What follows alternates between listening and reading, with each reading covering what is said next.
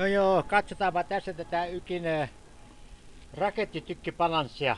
Tässä on meille vastusanturi antaja, joka antaa meille sitten tämän voiman, joka vaikuttaa tähän pisteeseen tästä näin.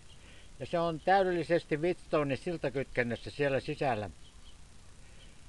No joo, ja se sanoo 300 grammaa, jos se nyt näkyy tuossa, niin se näkyy 300 grammaa se antaa sieltä ulos puolen ja toiseen.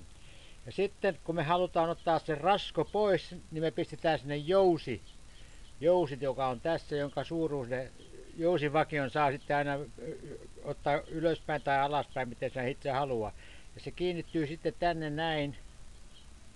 Ja se nostaa sen ylös, sen raskon, ja jopa sitten ehkä enempi, että jos pikkusen ylikuormitetaan, me saadaan ottaa tähän ainakin 1 kilopondi sisälle tänne. Ja vaihtamalla tätä jousivakiota sitten me voidaan ottaa enempi ja vähempi, mitä me sitten halutaan sinne. No joo, siinäpä se, tässä on se jousi.